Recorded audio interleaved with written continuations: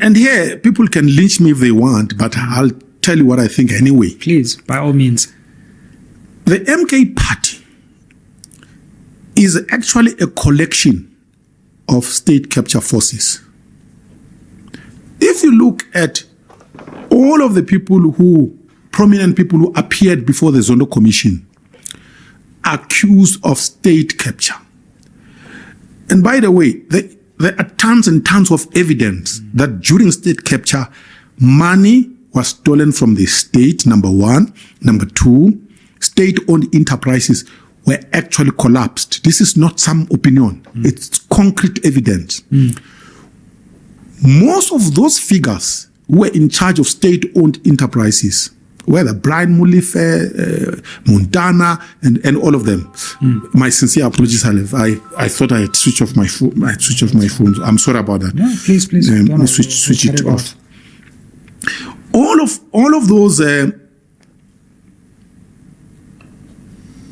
Maybe it was Brian Molefe calling you. I'll talk to him after. Yeah. So all of those characters have flocked in the direction of MK. So if you say, including Jacob Zuma himself, because he was the chief of state capture, by the way, working with the Guptas. I mean, the Guptas did what they did because of their proximity to Jacob Zuma. Full stop. There's no debate about it. They would never have done that if they didn't have the kind of access that they had to Jacob Zuma. So how do you form a coalition government with such forces, especially if, as the ANC, you are sending a message to society that you are renewing yourself? So that was a moral complication. So that's the first scenario. The second scenario, and the DA would be the third scenario, would have been the ANC, the EFF, and others. Because the ANC and the EFF alone would not have been able to form a coalition government. The numbers would not have been sufficient. So it would have been the ANC, EFF, and others. Even the EFF would have been problematic morally, by the way. Why? Remember that at the time, stories had circulated linking the leadership of the EFF to corruption. VBS, for example. There was a report that came out. There was a confession by Matodzi, and so on and so forth.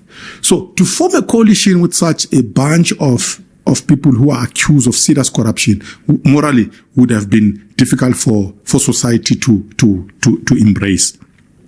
So that also would have been a problem. But also there was, with regard to the EFF, ANC and others, there was also a technical problem. The technical problem would have been, if the EFF had been brought into government, there would have been an economic crisis in South Africa. The investors most probably would have pulled out their money. You can decide in the comfort of your armchair to say, to hell with investors, let them pull out their money. You can say so. But let me tell you, in the real world, what happens when investors pull out their money. They leave a trail of misery and agony, not for the elite, but for ordinary people. This to hell with investor story, we've seen it in Africa, by the way. Don't go far. Go to Zim. The ZANU-PF leadership at some point went mad, and they said to hell with investors.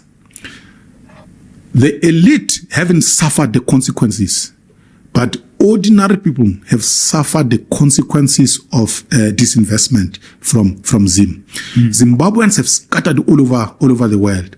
So there was a real question in front of the ANC, Ramaphosa and them, and say, do we want misery and agony to befall our own people? If they had bitten the bullet and said we are going to go with the EFF, millions of South Africans now would be suffering. Even the middle class, by the way, would actually suffer. There would have been hyperinflation and all the consequences that would flow from that. So those are the scenarios. So the DA and the ANC so far, it has not been a great marriage, but they have stabilized things a little bit. So no hyperinflation. Investors haven't pulled out of South Africa en masse. There's a bit of load shedding. It's not there. There is a bit of positive sentiment on the part of South Africans. Yeah, quite a lot. Yeah. So I think that if you are a rational observer, unless if you are mad, you can't run away from the fact that at least this coalition between the ANC and the DA has been a shock absorber. It has not propelled South Africa to greater heights, and I don't think that will happen because the damage that the ANC has done over the past 30 years is so massive that it will take a serious technical revolution to fix.